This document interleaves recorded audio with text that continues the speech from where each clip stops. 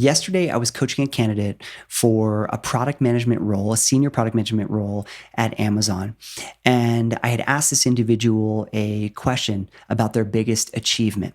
Usually, the biggest achievement question gives me some really good context on how well someone's going to do during the interview because of how they structure the answer. And one key thing that I'm looking for when it comes to an answer in a behavioral interview question that's related to an achievement is how clear is this person being about the problem statement at hand? And I want to share with you a couple notes that I took during this interview session because the person had a lot of trouble getting to the clarity on what the problem that they were actually trying to solve was at their employer. And so this person was working at a very large telecom company. They sell phone, internet, TV, and they also sell smart home devices. And when we got to the problem, he said that smart home infrastructure was old and couldn't support new users. The first question I asked is the smart home customer base growing rapidly for your company? He said, no. I said, okay, so why this infrastructure change? And he said, well, we can't support self-managed alarm customers and self-managed monitoring customers.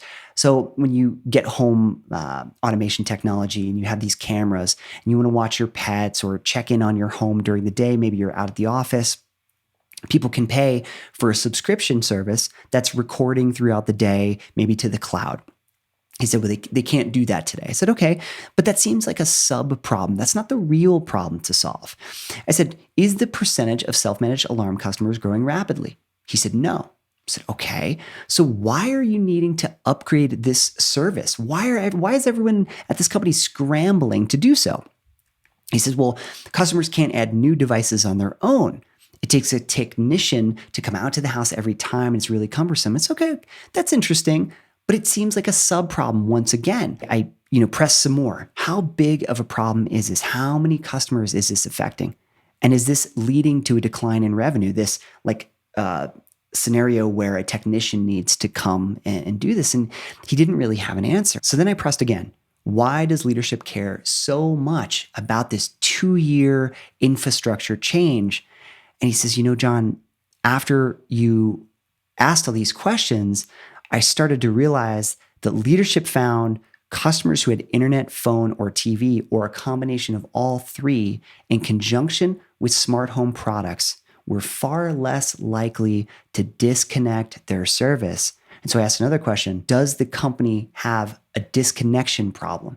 And he says, yes. I said, what is the rate of disconnection annually? And he provided me that number. And I said, okay, now we have a real problem. Now we have a real anchor that you can use for the rest of your story.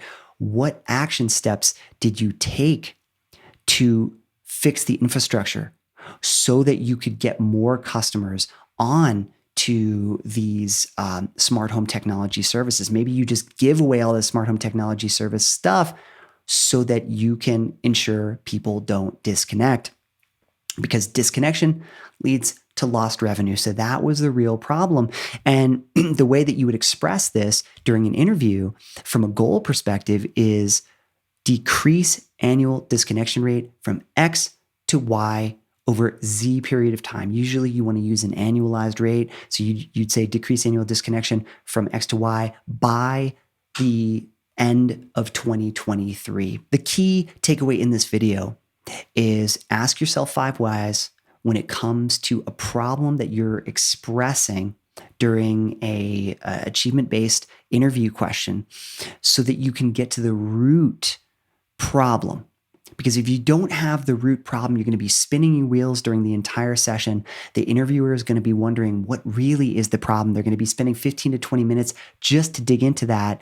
And by doing so, they're going to expend all the time during the interview, and it's unfortunately not going to go very well for you. So that's all I got for you in this video. If you found it helpful, give it a like, leave a comment below if you have a question about your upcoming interview. And if you need any one-on-one coaching for interview prep, mock interviews, or just need some advice about your upcoming interview for a top tech company, you can find a link to my website in the description of this video where you can book some sessions directly with me. Take care.